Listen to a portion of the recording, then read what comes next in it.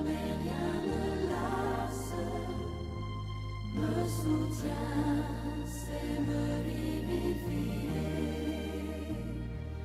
Et son cœur si patient, si tendre, c'est pourvoir aux besoins de ma foi. À lui seul, j'ai appris à m'attendre, et je sais qu'il s'occupe de moi.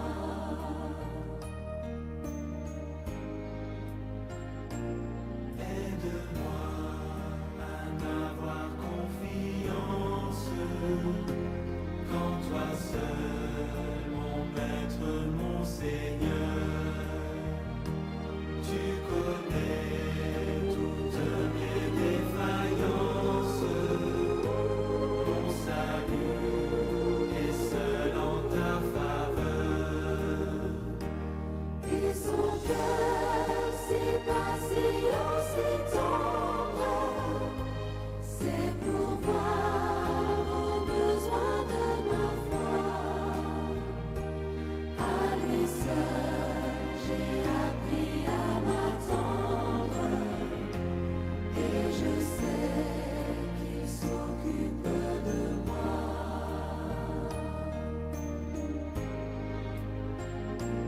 Prends ma main, tiens-moi quand je chancelle, le chemin est sombre et rocailleux. Oh, permets que je te sois fidèle, conduis-moi jusqu'au séjour des cieux. Et son cœur si patient, si tendre, c'est pourvoir aux besoins de ma foi. À lui seul, j'ai appris à m'attendre, et je sais qu'il s'occupe de moi. Et je sais qu'il s'occupe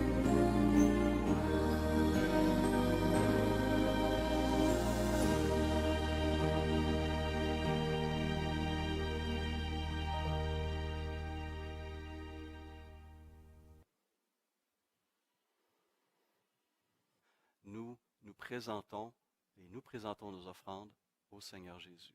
Prions. Esprit de Dieu, reçois ces offrandes que nous t'apportons ce matin comme un parfum de bonne odeur, un sacrifice qui, nous l'espérons, te sera aussi agréable que celui des Philippiens l'était. Mais nous voulons faire plus encore, Seigneur. Nous voulons nous offrir nous-mêmes à nouveau à toi ce matin, afin que nos vies te soient jour après jour des sacrifices vivants et saints qui te sont agréables. Merci. Amen.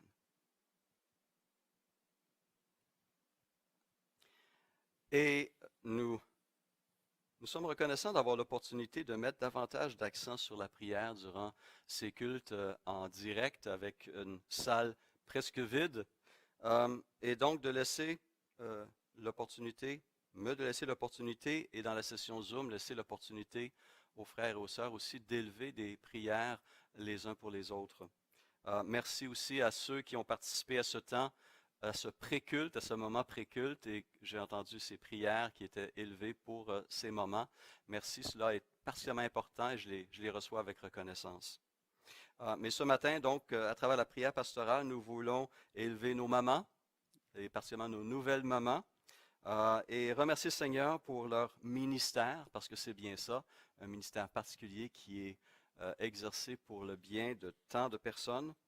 Pensez à nos mères monoparentales, nos belles-mères, il y en a plusieurs, et aussi élever d'autres situations. Aujourd'hui, commence la campagne de levée de fonds pour le ministère Option Grossesse, et à cause du confinement et de la pandémie, ne peuvent pas être présents dans les églises, mais nous voulons quand même penser à ce ministère qui est important aussi. Donc, prenons un instant, courbons notre tête Et à nouveau, venons devant le trône de grâce de notre Seigneur Jésus-Christ. Bien, Seigneur, c'est toujours d'abord des reconnaissances qu'on veut t'adresser. Particulièrement ce matin, alors qu'on célèbre nos mamans, pour celles qui se sont tant données dans nos vies, qui étaient certes imparfaites, mais qui avaient un amour réel pour notre bien et qui se sont données pour nous diriger dans cette vie, pour nous protéger, pour nous nourrir, pour nous laver, pour nous conseiller et nous discipliner, et qui ont manifesté jusqu'à un certain point ton amour que tu as pour nous.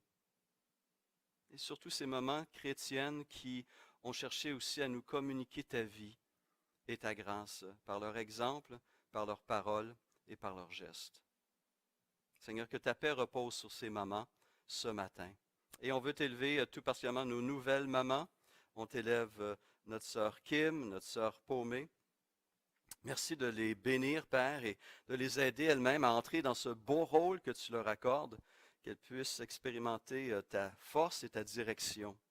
On veut t'élever en particulier Paumé aussi, qui a dû amener sa petite Élisabeth à l'hôpital à nouveau jeudi à cause d'une jaunisse. Seigneur, on se réjouit que la petite réagit bien au traitement et peut-être qu'elle pourra sortir de l'hôpital cet après-midi.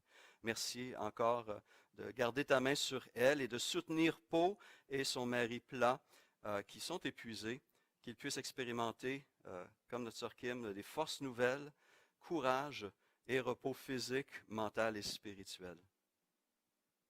On te remercie aussi pour ce ministère d'Option Grossesse qui veut soutenir ces mamans en devenir, qui sont souvent désemparées devant une grossesse imprévue. Et je te demande de leur accorder, Seigneur, à ces sœurs qui exercent ce ministère important, aussi des forces nouvelles, une direction nouvelle et une sagesse surnaturelle, que lorsque tu leur permets d'entrer en contact avec ces mamans désemparées, que ton esprit parle à travers elles pour toucher le cœur et l'esprit de ces mamans et les amener à poursuivre leur grossesse et à porter la vie et non la mort. On veut t'élever aussi ce matin, Père, notre association d'églises, l'Union d'églises baptistes francophones du Canada, qui est en processus de recherche pour un nouveau secrétaire général. Merci de diriger, Seigneur, ces démarches tellement importantes pour notre Église, pour l'avenir de notre association d'églises. Et on te remercie pour notre secrétaire général actuel, David Rowley, qui va prendre sa retraite en décembre prochain. Que tu bénisses et renouvelles ses forces, Père, au cours des prochains mois, dans des circonstances qui sont assez particulières pour nous tous. Et bien sûr, on veut élever nos autorités politiques et sanitaires. Nous pensons particulièrement au premier ministre Legault, au premier ministre Trudeau, au docteur Arruda, qui jour après jour travaille pour le bien-être de notre province et de notre nation. Continue, s'il te plaît, à les porter, Seigneur, parce que la tâche est certainement lourde. Les décisions ont un impact sur la vie de tous les Québécois et de tous les Canadiens. Qu'ils puissent agir, Seigneur, clairement sous la direction de ton esprit. Même s'ils ne s'en rendent pas compte, nous savons que tu es le roi des rois et qu'ils sont des autorités soumises à toi et que tu agis, Seigneur, à travers leurs décisions. Alors, merci pour ces choses. Et alors maintenant que nous nous tournons vers ta parole, merci de renouveler nos pensées et de diriger nos actions, s'il te plaît. Amen. Certains se rappelleront peut-être ce documentaire qui est sorti en 2014, produit par un jeune réalisateur évangélique québécois du nom de Guillaume Tremblay. Et ce documentaire s'appelait « L'heureux naufrage ». Il est dans ce documentaire-là, qui est très court, à peine 45 minutes, Tremblay présente des entretiens qu'il a eus avec des penseurs et des artistes contemporains qui dénoncent le vide spirituel de la société contemporaine et qui cherchent à répondre eux-mêmes en cherchant un sens, une transcendance à leur vie. Et il va donner la parole à des personnalités françaises et québécoises comme Denis Arcand, oui, André Comte-Sponville, Bernard Raymond, Stéphane Laporte, Léopold Lauzon, Solange Lefebvre, Pierre Maisonneuve, Ginette Renaud, Éric Emmanuel Schmitt et bien d'autres qui réfléchissent à cela et qui réalisent que la société a jeté le bébé avec l'eau du bain, comme on aime le dire, cette expression bien connue. Alors j'aimerais vous présenter un extrait qui nous vient du philosophe français André Comte-Sponville, qui nous parle justement de la transmission de nos valeurs à nos enfants. Et juste avant qu'on fasse la projection, j'aimerais vous rappeler que que le documentaire est disponible sur YouTube et ça s'appelle L'heureux naufrage. Écoutons cet extrait maintenant qui nous présente André Comte-Sponville. Moi, j'ai donc été chrétien, j'ai eu la foi jusqu'à l'âge de 17-18 ans, puis j'ai perdu la foi, je suis devenu athée. Et vous savez, au départ, un peu athée virulent, parce que quand on quitte une institution comme l'Église catholique, on a toujours un petit peu envie de partir en claquant la porte, ce que j'appelle la rage de l'apostat. Et puis, ce qui s'est passé, c'est que j'ai fait des enfants. Et bien sûr, il fallait que j'élève mes enfants, donc que je leur transmette un certain nombre de valeurs. Et ce que j'ai découvert très vite comme père de famille, c'est que non seulement il n'est pas interdit d'interdire, contrairement au fameux slogan de 68, il est interdit d'interdire, j'ai découvert très vite, quand on a des enfants, que non seulement il n'est pas interdit d'interdire, mais qu'il est interdit de ne pas interdire. Parce que élever un enfant, c'est entre autres, pas seulement, mais c'est entre autres fixer un certain nombre d'interdits qui vont lui permettre de structurer sa morale. Vous savez, c'est ce que dit Freud. C'est quoi l'instant de la morale dans la psychanalyse freudienne? C'est le surmoi. Or, comment est-ce que Freud définit le surmoi? Freud écrit que le surmoi, c'est le résultat de l'intériorisation des interdits parentaux. Autrement dit, pour Freud, il n'y a de morale que parce qu'il y a surmoi, il n'y a surmoi que parce qu'il y a intériorisation des interdits parentaux, il n'y a intériorisation que parce qu'il y a d'abord interdits parentaux. Et donc, élever des enfants, c'est entre autres choses fixer un certain nombre d'interdits, mais aussi et surtout et davantage transmettre un certain nombre de valeurs positives. Or, j'ai découvert très vite que non seulement je tenais évidemment à transmettre à mes enfants des valeurs, mais qu'en gros, les valeurs que je tenais à leur transmettre, c'était pour l'essentiel celles que j'avais reçues. Parce qu'on n'a pas le choix. Des valeurs d'amour, de justice, de douceur, de pardon, de sincérité, de simplicité, etc., etc. Souvent, les gens me demandent, mais au fond, quelles valeurs? Comme si le problème des valeurs devenait l'interrogation dominante. Je leur dis, mais c'est très simple. Vous n'avez qu'un seul choix. Vous devez transmettre à vos enfants les valeurs que vous avez reçues ou bien les valeurs que vous avez inventées. Et je demande à la salle que ceux qui ont inventé une valeur lèvent la main. Et bien sûr, aucune main ne se lève jamais parce que personne n'invente de valeur. Et donc je leur dis, ben voilà, vous n'avez pas le choix. Vous devez transmettre à vos enfants les valeurs que vous avez reçues.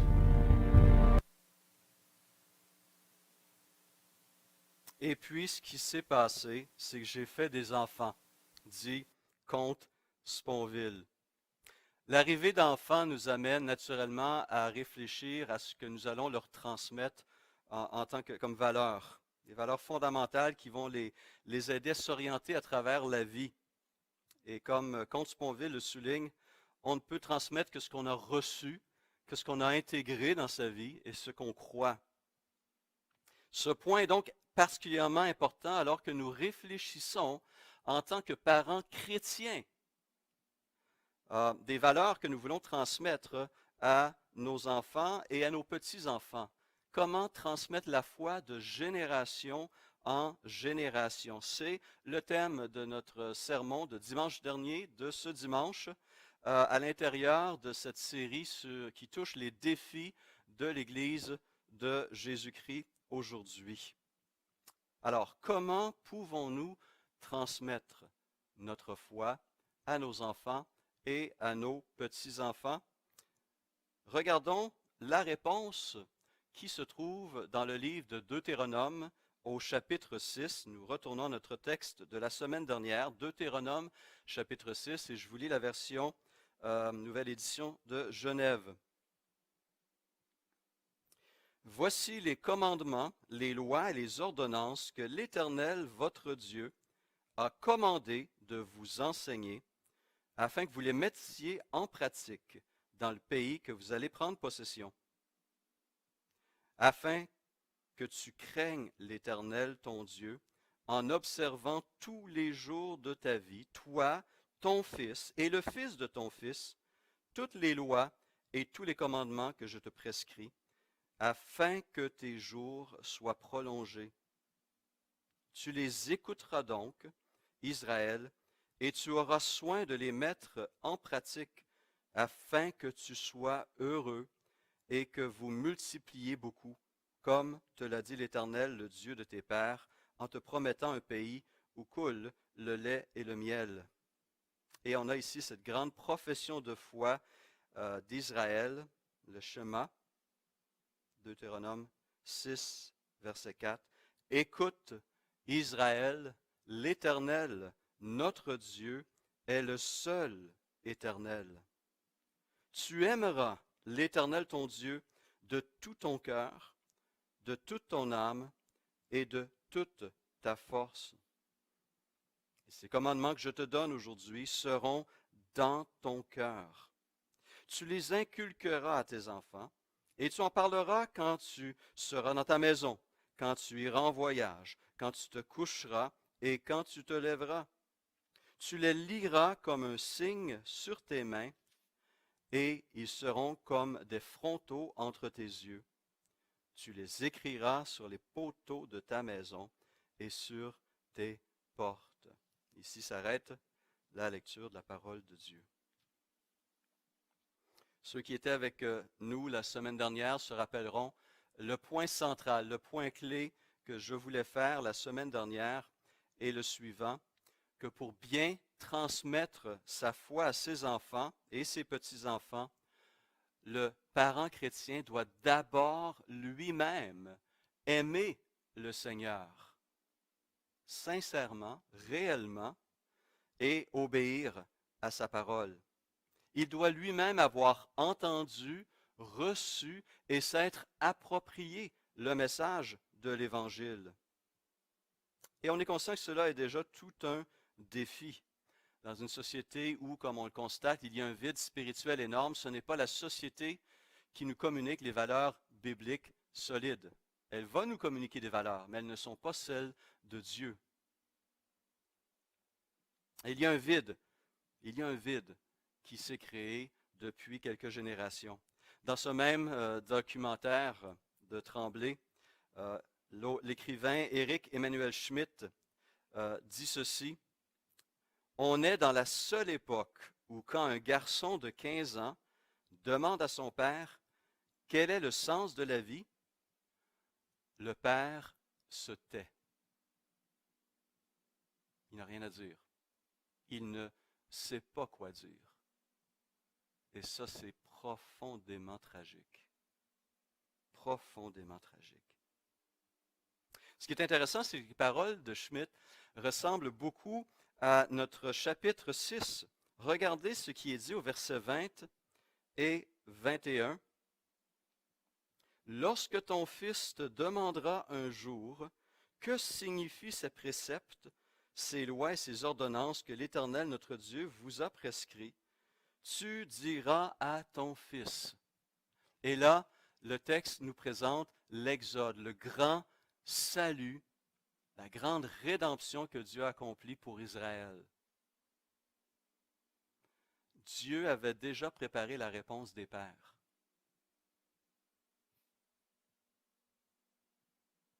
Le parent chrétien n'est pas en reste et il ne peut garder le silence. Il doit être prêt à répondre aux interrogations de ses enfants parce que c'est une question littéralement de vie et de mort spirituelle. Alors si votre enfant, après ce culte, venait vous voir ou après le dîner aujourd'hui, venait vous voir et vous posait la question: « Papa, maman, que signifient ces choses? Quel est le sens de la vie? Quel est le sens de la croix de Jésus-Christ? » Qu'allez-vous lui répondre? Qu'allez-vous lui répondre?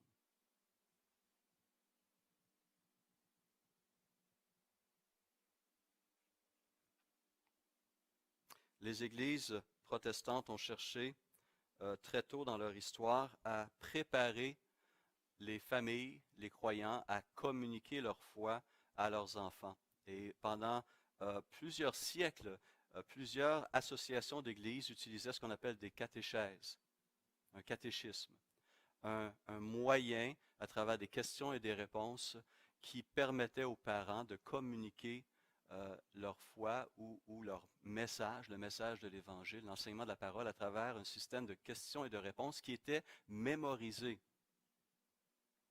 Et dans les catéchismes de Westminster et de Heidelberg, les deux très grands catéchismes qui sont encore utilisés dans certaines associations d'églises, la toute première question qui est posée est la suivante. Quel est le but de la vie de l'homme? Quel est le but de la vie de l'homme? Et voici la réponse qui résonne dans ces deux catéchismes et qui a été répétée à travers les 4 derniers siècles. Le but principal de l'homme est de glorifier Dieu et de trouver en lui son bonheur. Tout récemment, il y a peut-être, je crois, 3-4 ans maintenant, dans ce désir de communiquer un outil aux chrétiens pour approfondir leur foi, mais aussi aux parents chrétiens pour communiquer cette foi à leurs enfants, une nouvelle ressource est sortie en français qui s'intitule « Nouveau catéchisme pour la cité » et qui contient 52 méditations pour s'attacher aux vérités de la parole. Et on s'appuie entre autres sur les catéchismes de Westminster et de Heidelberg pour communiquer les vérités de la parole et le sens de la vie, la raison de Dieu, de l'Église et du monde. C'est un outil que nous vous recommandons aussi. Alors, comment communiquer à ses enfants l'importance de l'amour du Seigneur et de l'obéissance à sa parole? Eh bien, dans notre texte, nous avons ce verset 7. Tu les inculqueras à tes enfants et tu en parleras quand tu seras dans ta maison, quand tu iras en voyage, quand tu te coucheras et quand tu te lèveras. Après avoir montré aux Israélites comment intégrer la volonté et la parole de Dieu dans leur cœur, Dieu, à travers Moïse, leur montre comment l'intégrer dans leur foyer. Et ici, les choses ne sont pas très compliquées, mais nécessitent simplement une volonté, une discipline de la part des parents croyants. On trouve dans ce verset, présenté d'une manière très succincte, les où, quand et comment de la transmission de la parole de Dieu. Regardons sur le quand, les moments appropriés pour la communication de la parole. Verset 7 à nouveau, quand tu en parleras quand tu seras chez toi, quand tu seras en voyage, quand tu te coucheras et quand tu te lèveras. Essentiellement, tout moment peut être bon pour communiquer un aspect de la parole de Dieu, pour communiquer la volonté de Dieu à nos enfants. Matin, midi et soir, tout moment peut être bien utilisé, peut être profitable pour ces choses. Et on constate à travers cela que ça se passe à travers la vie courante. Il n'y a pas de moment qui doit être plus consacré que d'autres. Il y a des moments qui pourraient être choisis intentionnellement de la part des parents. Pendant longtemps, on avait ce qu'on appelle des cultes de famille, des cultes familiaux. Et certaines familles le pratiquent encore et j'en suis profondément heureux de le savoir. Nos enfants ont besoin de ce rythme de vie, de voir cette vie qui est rythmée à travers une routine quotidienne, à travers les repas, à travers les prières, à travers les études. On a besoin de ce rythme de vie, cette routine de vie, cet ordre quotidien. Et la place de la parole de Dieu, la place de la prière en famille a besoin d'être récupérée et d'être mise en place très tôt dans la vie de nos enfants.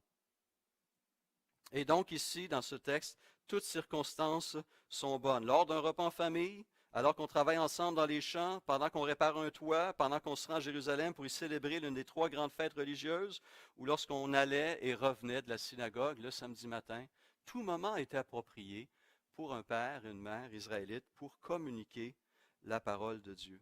Et encore aujourd'hui, On peut utiliser toutes sortes de circonstances en donnant son bain à l'enfant, en faisant la vaisselle avec lui, en se promenant en forêt, en allant à la pêche, en jouant dans son salon, en revenant de l'église, ou après le culte du dimanche, ou le repas du soir, ou en allant mettre son enfant au lit.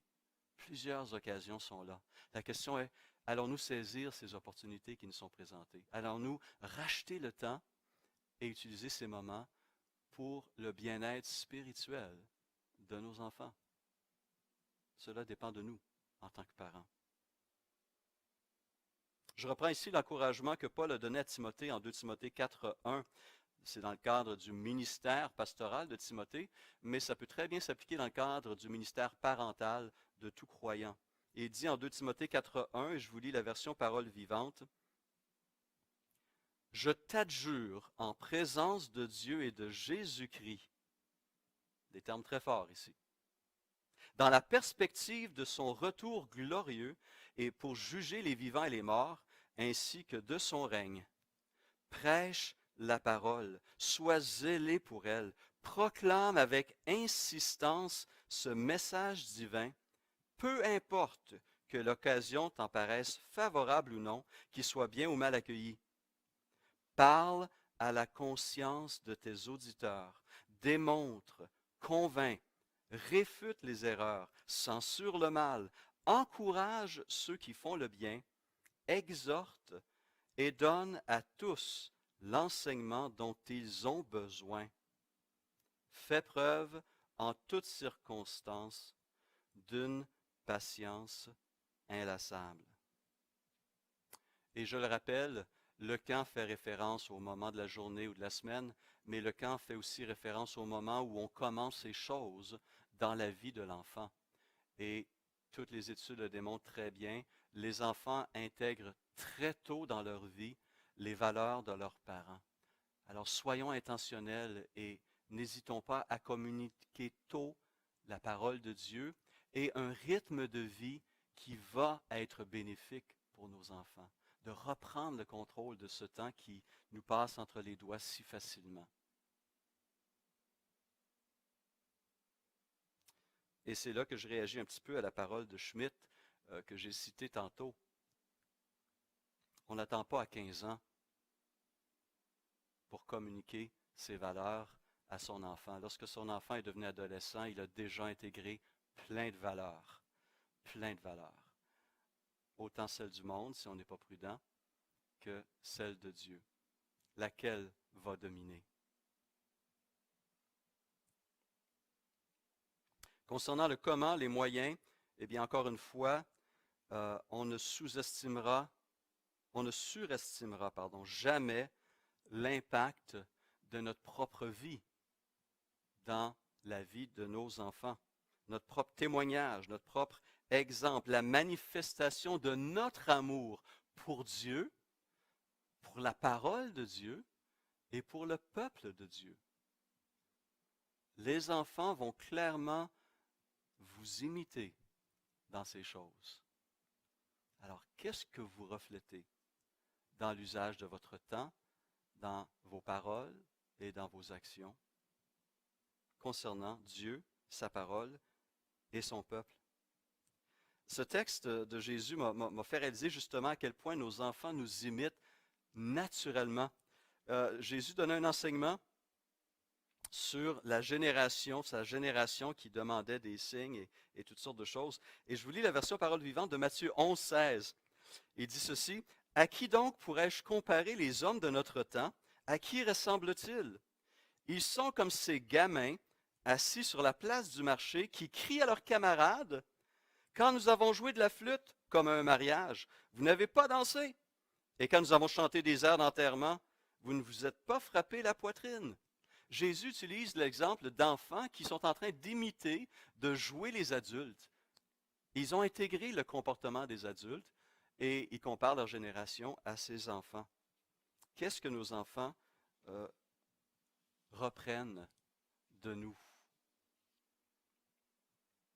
Et évidemment, on ne peut court-circuiter ce temps essentiel dans la parole avec nos enfants, de leur transmettre cette parole-là d'une manière simple, appropriée, aux circonstances, mais aussi de façon répétée. Verset 7 encore une fois. Tu les répéteras à tes enfants quand. Et on voit la nécessité de la répétition. Et on voit dans la parole de Dieu comment Dieu répète la loi. On voit comment l'apôtre Paul répète ses enseignements. L'apôtre Pierre répète ses enseignements. Regardez, par exemple, le livre des Proverbes, juste les premiers chapitres. Proverbes 1, 7 à 9. Écoute, mon fils, l'instruction de ton père, et ne rejette pas l'enseignement de ta mère, car c'est une couronne de grâce pour ta tête et une parure pour ton cou. Chapitre 3. Mon fils, n'oublie pas mes enseignements et que ton cœur garde mes préceptes. Chapitre 3 à nouveau. Mon fils, que ces enseignements ne s'éloignent pas de tes yeux, garde la sagesse et la réflexion. Chapitre 4. Écoute, mon fils, reçois mes paroles et les années de ta vie se multiplieront. Chapitre 5, chapitre 6, chapitre 7. Mon fils, retiens mes paroles et garde mes commandements avec toi. Retiens mes commandements et tu vivras. Garde mon enseignement comme la prunelle de tes yeux. Attache-les sur tes doigts, écris-les sur la table de ton cœur. Alors, je sais que certains vous diront, mais c'est fatigant répéter, Stéphane, c'est fatigant. Oui, mais c'est essentiel. C'est essentiel. Un exemple. Combien de fois, au cours des dernières semaines, au cours des 2 derniers mois, avons-nous entendu notre premier ministre François Legault et le directeur national de la santé publique, le Dr Horacio Arruda, nous répéter l'importance de nous laver les mains pendant combien de secondes? Tout le monde le sait. 20 secondes. Combien de fois ont-ils répété l'importance de maintenir une distanciation physique les uns des autres? De combien de mètres? 2 mètres. Tout le monde le sait. Pourquoi? Parce que ce message a été communiqué et répété et répété. Pourquoi? Parce que c'est une question de vie et de mort. Ce sont des pratiques qui vont sauver des vies en période de pandémie. Lorsque le message est important et lorsqu'il s'agit littéralement d'une question de vie ou de mort, il doit être répété.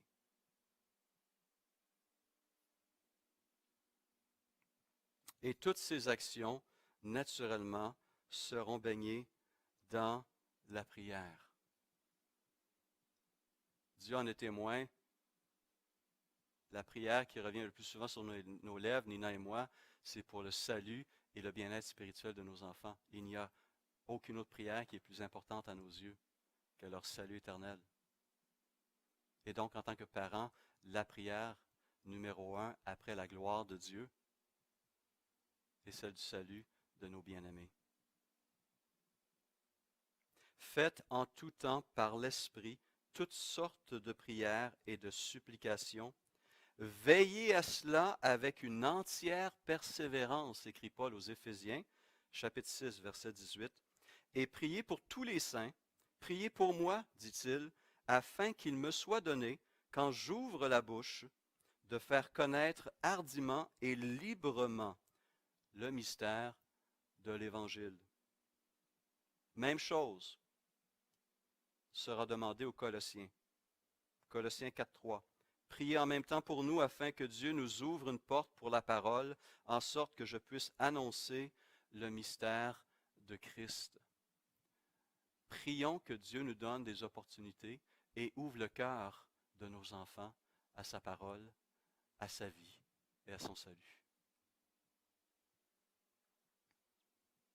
Et investissez dans l'éducation chrétienne de vos enfants. Je ne dis pas dépenser, je dis investissez. Achetez-leur une bonne Bible adaptée à leur âge et lisez-la avec eux. Ces heures investies à côté de vos enfants vont leur communiquer une foule de choses. De un, ils vont comprendre l'importance de la parole. Si papa, si maman est prêt à s'asseoir avec moi soir après soir, jour après jour, pour lire cette parole, pour me communiquer ce message, c'est qu'il est important. Et l'enfant va intégrer jour après jour cette parole dans sa vie. Et cela va façonner ses valeurs et, on l'espère, sera utilisé par l'Esprit pour ouvrir son intelligence et ouvrir son cœur à cette vie que Christ veut nous offrir. Utilisez les ressources qui existent. Il y a foule de bons livres et de vidéos chrétiens. Visitez l'une de nos 2 librairies chrétiennes. Nous sommes bénis à Québec d'avoir 2 librairies chrétiennes. Visitez-les. Plusieurs ressources excellentes en français existent et sont à notre disposition. Exposez-les aux valeurs de la parole, aux valeurs de Dieu, aux valeurs chrétiennes. Et aidez-les à comprendre la raison de l'espérance qui est en vous. Vous reconnaîtrez ici une citation d'1 Pierre 3,15. Sanctifiez dans vos cœurs Christ le Seigneur, étant toujours prêt à vous défendre devant quiconque demande raison de l'espérance qui est en vous. Et cela doit commencer auprès de nos propres enfants. Et finalement, lorsque les consignes de distanciation physique et l'interdiction de rassemblement seront levées, réutilisez l'une des plus importantes ressources qui est à votre disposition, l'Église locale. Nous avons un ministère, l'école du dimanche, nous avons des moniteurs, des monitrices qui s'investissent dans la vie de vos enfants et qui communiquent dimanche après dimanche cette parole vivante. Nous voulons vous accompagner. La responsabilité première ne revient pas à l'Église ou à l'école chrétienne, elle revient aux parents. Mais nous sommes conscients que nous pouvons aussi vous accompagner dans ce ministère et nous le faisons joyeusement. Profitez de ces ressources qui sont là. Aidez-nous à bâtir avec vous un héritage spirituel dans la vie de vos enfants. Et cela nécessite de la persévérance, non pas de la part de l'enfant, mais du parent. Parce que l'enfant va voir son parent aussi dans ses rapports avec le peuple de Dieu, avec la communauté de Christ.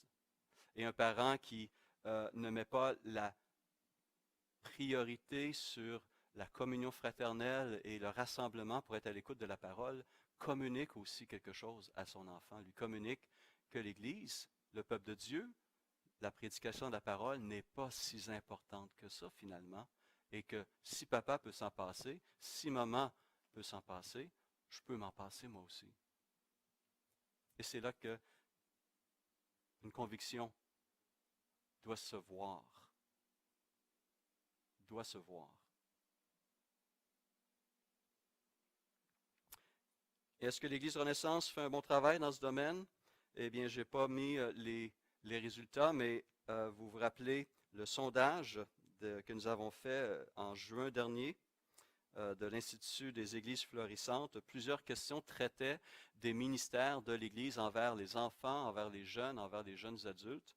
Et selon les personnes, les membres et les sympathisants qui ont complété ce sondage, on est satisfait de ce qui se fait dans l'Église, que l'Église appuie les parents dans leur ministère d'éducateurs chrétiens. Ça ne veut pas dire qu'on ne peut pas faire mieux et autrement, mais l'appui, l'évaluation des parents était positive. Et on s'en réjouit et on veut continuer à vous accompagner. Alors on espère avoir la joie de vous accueillir à nouveau bientôt et de pouvoir travailler avec vous pour ces choses. Et je termine avec un dernier point. Une parole qui vous a été partagée. Le Seigneur, dans mon culte conjugal, comme je l'appelle avec mon épouse, nous avons fait en début d'année 1 et 2 Thessaloniciens. Et cette parole d'un Thessaloniciens 2 est restée dans mon cœur et ne me lâche pas depuis. Je vous l'ai partagée, mais je vous en partage encore. L'apôtre Paul, qui a fondé cette communauté, cette église à Thessalonique, a un amour vraiment puissant, profond pour ses frères et ses sœurs. Et alors qu'il parle de son séjour chez eux, un séjour qui a été très court, à peine 3 semaines, il est tombé en amour avec ses frères et ses sœurs. Et il parle dans cette lettre-là de s'être comporté comme une nourrice, comme une mère, pour nourrir ces enfants-là. Et ensuite, il parle du rôle d'un père lorsqu'il dit au verset 11 et 12 du chapitre 2, il dit, « Vous savez aussi que nous avons été pour chacun de vous ce qu'un père est pour ses enfants.